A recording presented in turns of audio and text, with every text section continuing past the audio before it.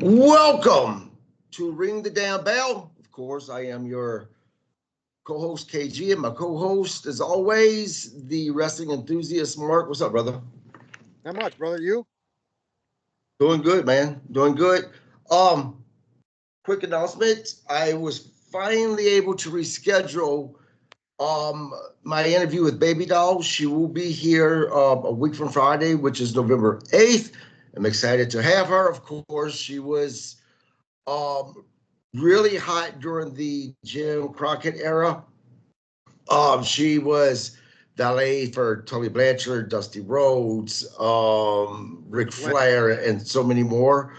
An amazing person. You may have also seen her on Dark Side of the Ring with about Grizzly Adams or Jake the Snake, Grizzly Adams' son. And as well as she was on the Ric Flair documentary that was done by ESPN 30 for 30. Fantastic person. Please subscribe to our YouTube channel. The bigger we get, the more interviews, the more people I'll be able to have come on the show. It'll be easier for me to convince them to come on. To some news. Vince McMahon can't stay out of the fucking news, man. So Vince McMahon, he is in the process of establishing a new company following his WWE exit. PW Insider is reporting that various sources familiar with the matter have indicated that McMahon is creating what is referred to as a new entertainment hub company to provide financial backing, development, and production of film and television projects. Those aware of the matter believe this new venture will not replace WWE, but will concentrate on fiction and non-fiction work. When I first seen the headline that Vince McMahon was getting involved in starting a new company, at first I'm like, oh, I was waiting for it. I was waiting for a new wrestling company, but it's not that, surprisingly. A little bit of bad news. El Phantasmo, he is from New Japan Wrestling. He has been diagnosed with cancer. He said that he is going on indefinite hiatus due to health issues. Earlier today, El Phantasmo shared a message on social media after doctors found a cancerous tumor in his body. He wrote, just want to get this out of the way so everyone doesn't worry about me. The last 2 weeks, I've had a bunch of scans and tests done, and doctors have found a little tumor of cancer. Things are thankfully happening really fast, but I have amazing families, friends, and fans by my side. I am so grateful to have the support of warriors who have gone through the same thing before, and I look forward to help those going through it next. Believe me when I say I'm good in spirit, and I'm not nervous, worried, or scared. He did say that he would like for people to send love and prayers to his brother Chris Bay. He needs it much more right now than I do. Now some news about The Rock. The situation with The Rock and with WrestleMania. Over the past month or so, rumors have been circulating regarding The Rock's status for WWE WrestleMania 41. At the 2024 Bad Blood pay-per-view event, the Final Boss returned to have a stare-down with Cody Rhodes and Roman Reigns. After reports surfaced that the Great One wasn't planned for WrestleMania 41, he took to Instagram to say, don't believe that bullshit. Faithful Select is reporting that multiple sources have stated that The Rock considers WWE a priority these days, and he is expected to be part of the upcoming shows in sporadic fashion. Additionally, it was noted that sources in WWE claim the report that The Rock wouldn't be working WrestleMania 41 came out of nowhere, and they had never heard of that. One source added that it's hard to predict what The Rock will do 6 months from now. Another WWE producer said that if The Rock decides shortly before a show that he wants to make an appearance, he will. Matter of fact, it was added that the possibility of The Rock appearing at WWE Bad Blood 24 didn't have a lot of planning and only came a few weeks leading up to the show. WWE only received a solid confirmation that he would be appearing a few days before the show even aired. So apparently The Rock does what the hell he wants to do. The rumors about him not being able to be at WrestleMania apparently is just that, it's fucking rumors. So, any thoughts, opinions? No, it's always All nice right. to talk, but Yep. All right, let's get to the show. all right. So it took place in Philadelphia, I believe. It opens with a clip of Seth. It was a short clip. Oh, Judgment Day first, and then Seth. All right. Then they go on to talk about the announcers talking about Halloween Havoc, which I take offense to this because Halloween Havoc is always WCW, and to have it on NXT just wounds me, I guess. But my opinion. Anyway, Yeah, I agree. If WWE is going to do Halloween Havoc, it should be the main roster that's doing it, because Halloween Havoc was such a big thing with WCW. Now one thought, honestly, about why NXT does Halloween Havoc is because of Dusty Rhodes. That was one of Dusty Rhodes' babies with WCW, and because Dusty Rhodes worked with NXT and the talent at NXT, I honestly think that they're doing it out of his memory, to represent him. I kind of think it's for marketing. I think they want to keep the trademark on it. Maybe that too. But I think it's an homage to Dusty too.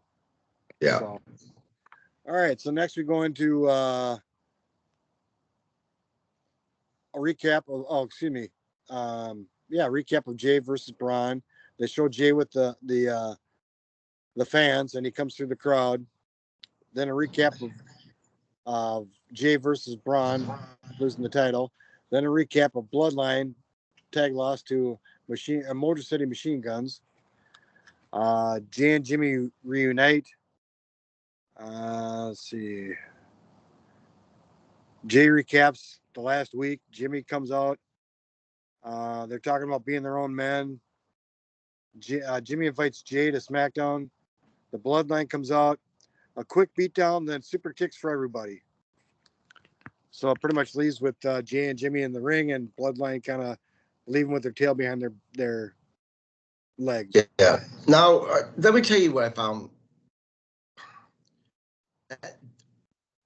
At first, when it came to Jimmy and Jay talking, what I found a little stupid, to be honest with you, is how they almost had this confrontation amongst the two, right?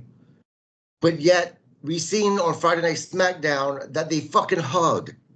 So it was just a little, to me, I was like, is WWE like wanting us to forget the fact that Friday night they just hugged and they were back together, type of a thing? So I just found that a little bit odd.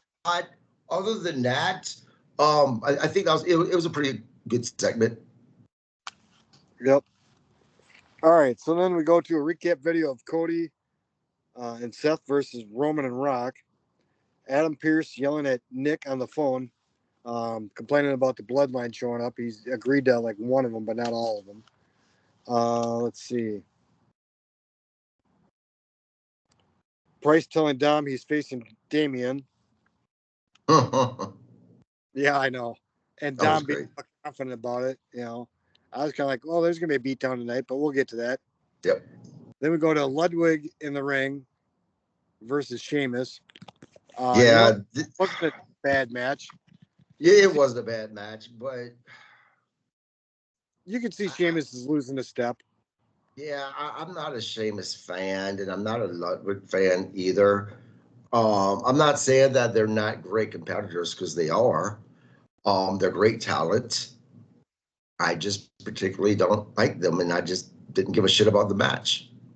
So, I think Sheamus is at the point where he's elevating talent, and I think Ludwig, I think he's got a bright future, to be honest. I think his swagger and his arrogance is second to none. See, and I was just about to say that he is He is so boring. He is the one that reminds me of Lance Storm in a way, just because I just don't think he has a personality. At least his character doesn't. And it's just fucking boring to me. Sorry about that. I got a call, or I had a call. Oh, so yeah, it's just he's boring to me. Maybe once him and Gunther splits, that character will develop a personality. I don't know, but I just can't connect with him. Yeah. Well, each their own, I guess. So, let's see. Then we go to a Rhea vignette about Gonzalez. Rhea saying she only wants the world title. That's pretty much a gimme. Then we got a meeting with Sammy, Jimmy, and Jay, and Sammy kind of pretty much says, "I want to talk to Jay alone." It gets down to pretty much saying, Jay saying, "You don't understand because you're not family." All right. Yeah. I'm kind of along the lines of, yeah, Sammy's probably going to be the fourth, unless they pop up somebody in the meantime. Well, after they left it with him talking, which we'll get to it, him talking to Solo, I'm wondering if they're about to have a heel turn with Sammy, or is this going to be a swerve that everyone's in on it, that he's making Solo think that he's going to join with them, and then Sammy just, surprises him somehow. I don't know. I don't know. I don't know where they're going with this. Honestly, I would love to see a heel Sammy because I love a heel Sammy. But something in me tells me that he's not going to turn heel, that this is going to be some type of a swerve that they're trying to do. Yeah. All right. So then we go through a Gunther vignette. Really not much to say there. Then we go to Zelina versus Ivory Miles, which, I love Zelina. I think she's the cat's meow. I don't know why, but I do. Ivory Miles pulls out the win. It was a so-so match. Then we go to the Usos talking about Sammy. Again, it gets to the point now these guys they're adding too much into the show. I don't need to see the Usos 4 times, together. I don't need to see Seth and Bronson Reed 4 times in the show. There's a point where it becomes overkill for me. I think 3's the limit for me, and 2's even better. But whatever, make the most of it in a longer time frame, I guess. They got to make this show 2 hours, so they have to throw in everything in there that they can. This whole thing with Jimmy going to talk to Sami Zayn. Again, I don't know. It's like we're revisiting the original Bloodline story in a way, So again, we'll see where it goes. Yep. All right. So next we got Seth in the ring, talking about awakening a monster he hasn't had in a while. Reed calls him out to the parking lot. I thought it was pretty great that Seth curb stomped him on a hood. Yeah, it's actually funny. For some reason, I found it funny. I laughed. All right. So it's getting dark. I can't hardly see now. Yeah. Oh well. Next we go to recap of New Day over Karrion. So hold on, real quick. Let's talk about Seth. So, do you think that this thing with Seth saying that there's a part of him that he lost and that he is now awakening? Do you think that this is of these little innuendos that we're about to see a heel Seth here soon? I think so. I think you're going to go back to when he turned on Roman and Dean Ambrose. I don't know. Seth's at that stage of his career where, he's kind of like a Randy Orton, Austin, where he can do no wrong. They're going to cheer him because they respect him. I don't know, man. I like I like a heel Seth, but at the same time, he's just. I mean, the audience loves him right now, so I don't know. I don't know why they would turn him heel. Hmm.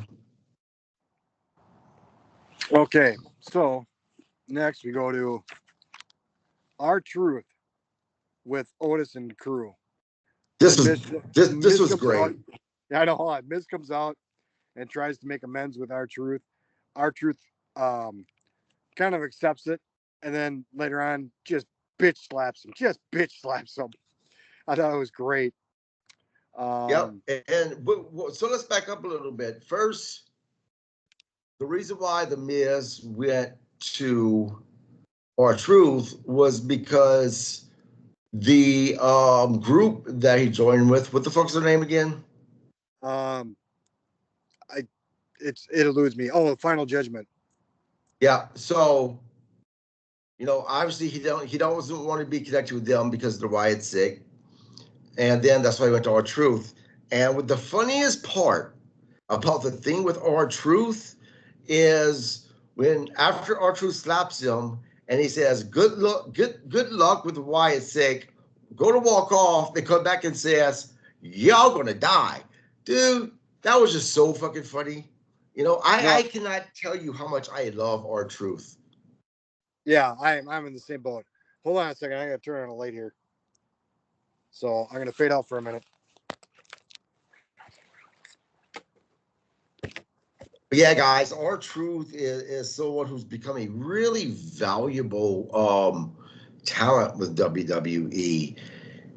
He's in the role of that comical part of WWE, but at the same time, it's not like WWE is mocking him. There's been so many times that we've seen this talent that falls into that comical role. And it's almost like WWE is mocking them. And you can kind of see once they get to that point, normally their next stop is out the door. But it's not like that with R-Truth. R-Truth is a solid, you know, Part of the talents. And yeah, he definitely he adds a lot to WWE. He really does. And this is why I want to see him with one more good run, at least one more. I would love for him to hold a meaningful belt, to be I'd honest. love to see him be a world champion, even if it's transitional. I'd love to see it. I agree. Even if he only has it for 2-3 weeks, transitional, I don't care. I'd love to see it. Right. Yep, I agree. I don't go with this, you deserve it. No, you've earned it, So anyway, I thought the funniest part was him walking past Pete Dunne and calling him Butch. Oh, that was, yeah. Didn't even flinch. I'm like, what the fuck? Yep. Don't call me Butch. But R-Truth just walked past, goes, hey, Butch. Like so nonchalant. It was just awesome. I loved it. All right. So, anyways, we'll go to. Let's see. LWO comes out and face War Raiders and I believe New Day. Ibar looks like he's lost some weight. Yeah, but I still don't care about him. Oh, you know what? I think he's a phenomenal talent, but as far as drawing power, no. For a man his size, do some of the stuff he does, it's phenomenal. What it is again, I hate their gimmick. Their gimmick to me is fucking outdated. Their gimmick is fucking late 80s, early 90s WWF bullshit. I hate their fucking gimmick. But this isn't just a gimmick to them because one of them is married to one of the Nikki. Yeah, Nikki Cross. Yep. And they had a real fucking is it Nikki Cross he's married to? I thought it was one of the Nikki Cross is with the Wyatt sick now, right? Yeah. So they had a real Vikings wedding. So apparently that's them. But I just don't like it. Yeah, it's too corny for me. Even if they're trying to be booked as monsters, it's dumb to me. Yeah. And I was disappointed that they're the ones that won the match, to be honest with you. You know, the biggest thing I took out of that match was the War Raiders using New Day as lawn darts. Just pitched them at each other. You know, I loved it. Yeah. You know, I really think the War Raiders would probably do exceptionally well in Japan. You Mm-hmm. know, just because I think they got the fight in them to do it. You Right. know, Japan wrestlers are a lot more stiff. So anyways, Chad Gable interferes. The War Raiders pin Kofi. Yeah, and and once again, when the fuck are they going to pull the plug with Xavier Woods turning heel? I mean, he's getting booed. Is affecting Kofi because now they're just booing the Judge Day, the New New Day. Day. Period. It's like turn him already. Again, I said this 2 weeks ago. I'm losing interest. I don't care. I'm almost to the point that I don't care if he turns heel. You know, I thought it was going to happen last night. To be honest, I really did. I think it's going to go into Crown Jewel maybe at the latest. And if it doesn't happen by Summer or Survivor Series, it won't happen. I don't think. But will the New Day even be at Crown Jewel? Oh, I don't know. They might be running interference on some sort of tag match or something. You know, I don't know. I I haven't don't heard think they have a anything, but I haven't program. really. Yeah. So, all right. Next, we go to The Miz and Adam Pearce. Miz going off that he's a double crown champion, and where's his protection and whatnot. So it's typical Miz and his antics. Karen Cross shows up and threatens Miz. Cross actually looked good for once. He looked He looked, really good. So did the AOP. And yep, he again, looked very domineering. Like he was willing to back up what he was. right. But look how they're fucking booked in matches. I guarantee you that their program that they're going to have with the Wyatt Six is going to end with, once again, the AOP and what's his name again? The leader? Karen Cross. Yeah, Karen Cross. They're going to lose. Once again, they're going to be pinned.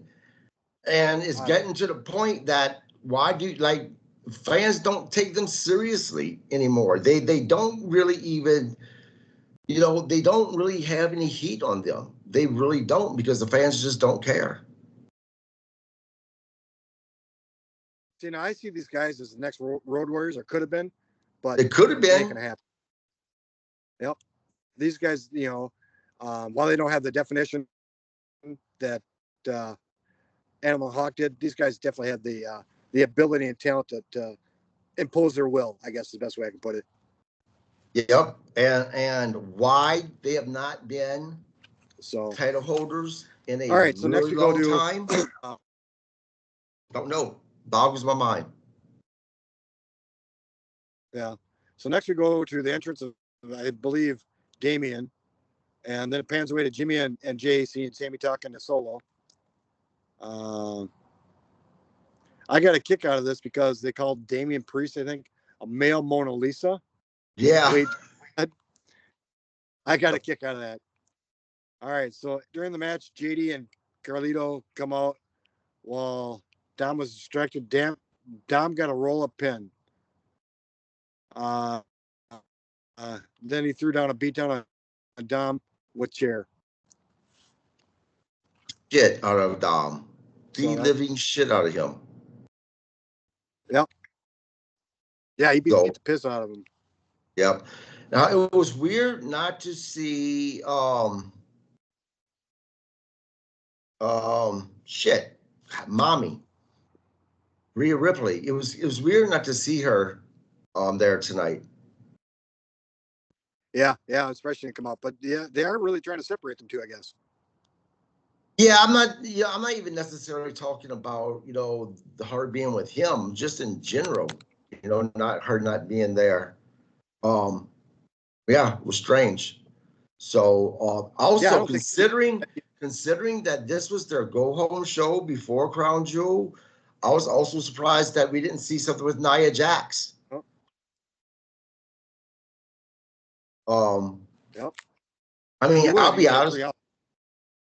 Yeah, I'll be honest. If this was a normal show, not a go home show, I would give it probably a B.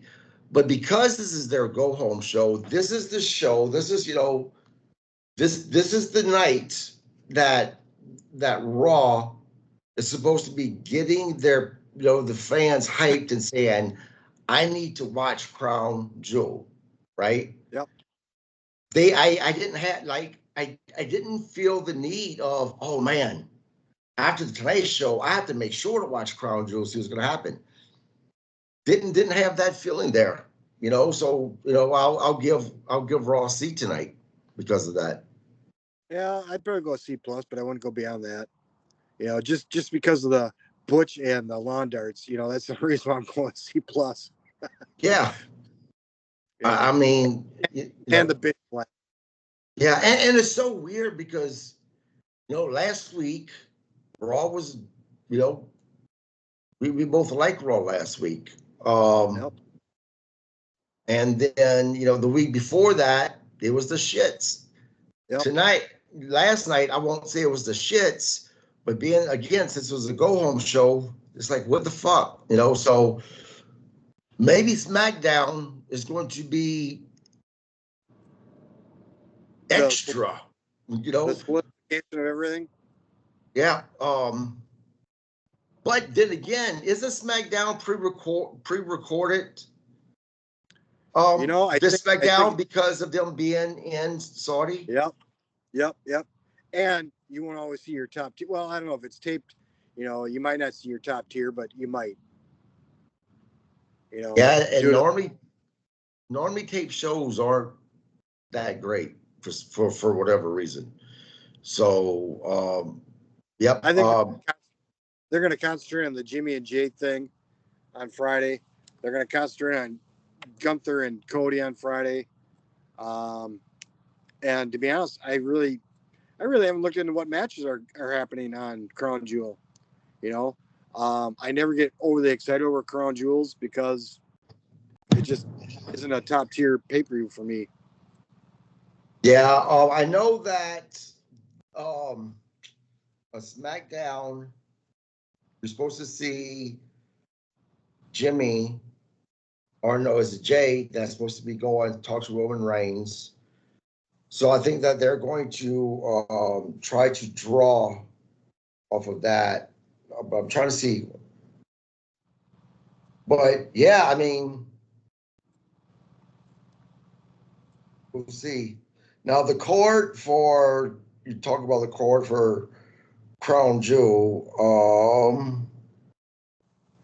We had the Fatal 4-Way for the Women's Tag Team Champion. It's going to be Damage Control. It's Sky and Corey. Partner. Lash Lushin and Jakara Jackson, and of course the tag team champions. They're going to be there. Cargill is going. They're going to retain the titles. I'd be surprised if they didn't, to be honest. Yeah, South versus Bronson Reed. I think this match has the potential to really go either way. I think it could be a really good match, or I could see it just being a really bad match. To be honest with you, Bronson Reed. I don't know. There's something about him that I just don't consider him this great wrestler yet.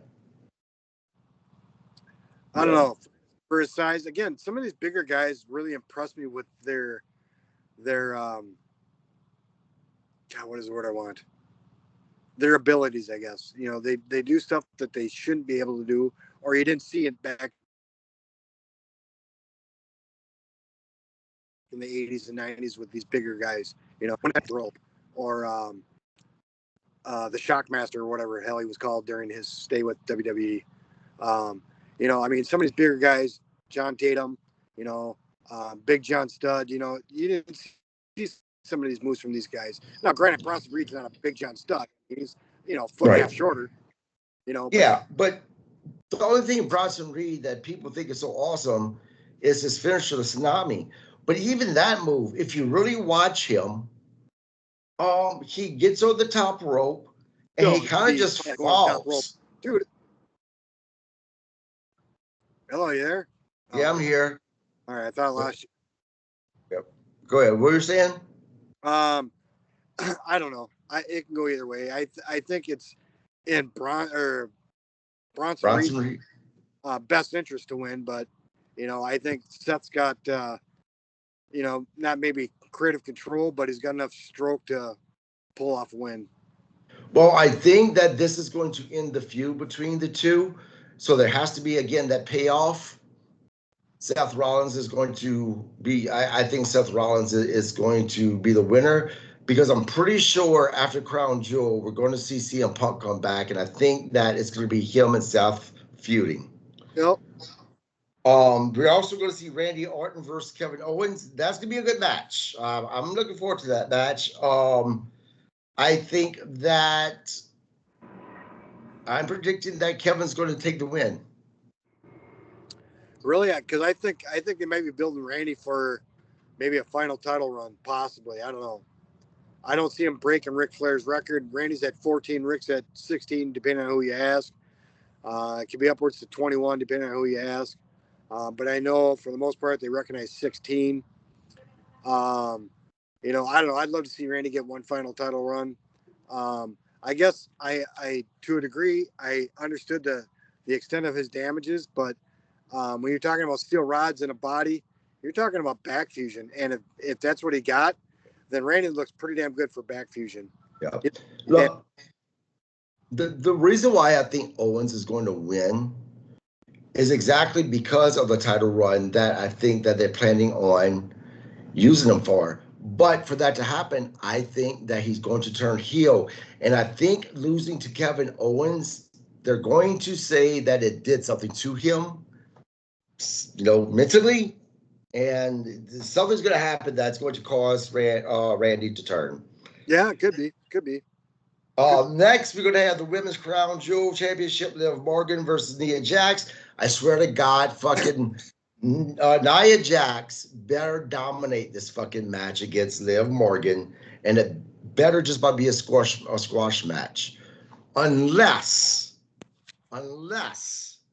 there's interference and there's enough damage done to Nia Jax that's going to let Liv Morgan pin her, and then Tiffany Stratus comes in, cashes in the belt. I mean the money Money in the Bank briefcase, and takes Nia Jax's title, which of course there's going to lead a feud between those two.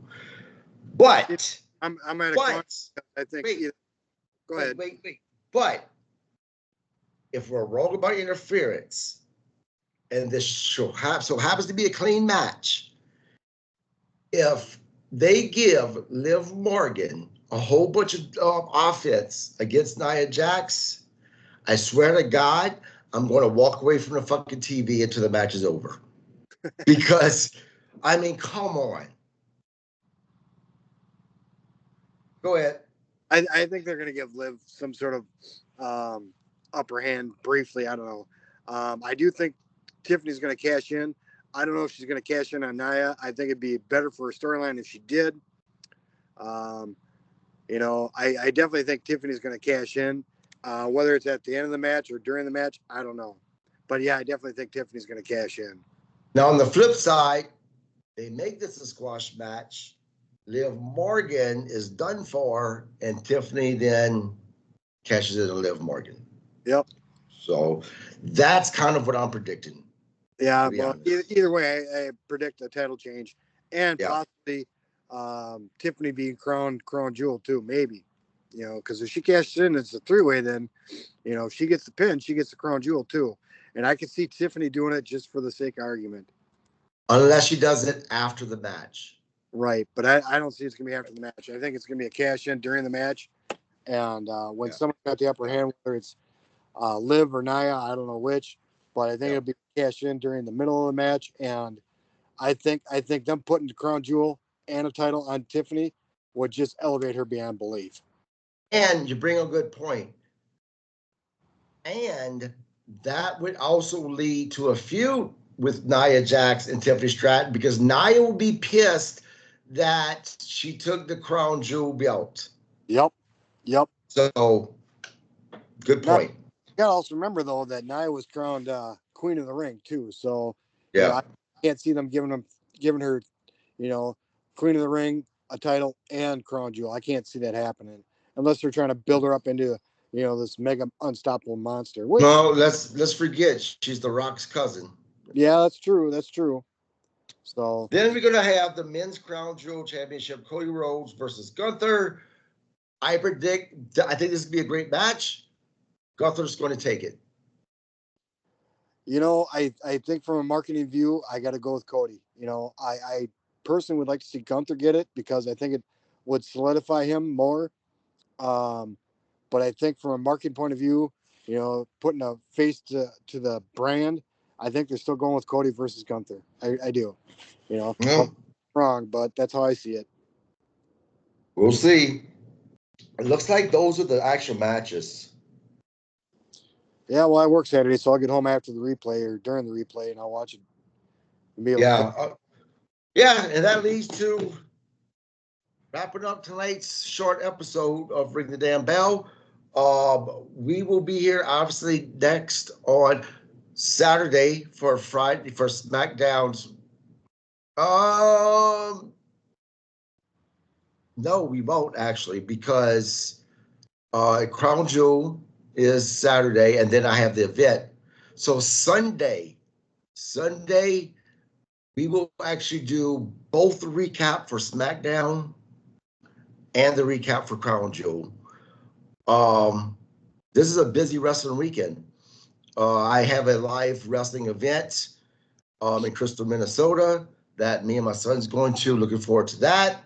Thursday, possibility that I will be doing, I'll find out tomorrow, an interview with the young lady that I've been talking to who was trained by Dustin Rhodes. She's a very, very busy person, so it's hard to it's been hard to get our schedules to mesh.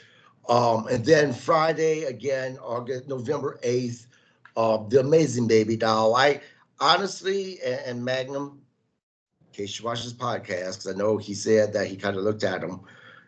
I mean, no offense when I say this, I am more excited about interviewing Baby Doll than I even was with Magnum TA. And that says a lot because I loved Magnum TA. He was someone that was my, one of my idols as a child. But Baby Doll, man, she has so much history with the great legendary Dusty Rhodes and Tully Blanchard and Ric Flair. She is a second generational wrestling talent. Her daughter, as we said, Sammy Starr, who wrestles for NWA, she is the first female third generational that's come from a line of women wrestlers. So much is there for us to talk about. So I'm really excited about that. Mark, do you have anything going on you need to? Nope. I guess till next time, ring the damn bell. Absolutely. We will see you guys on Sunday. Please subscribe to our channel. You guys have a great night.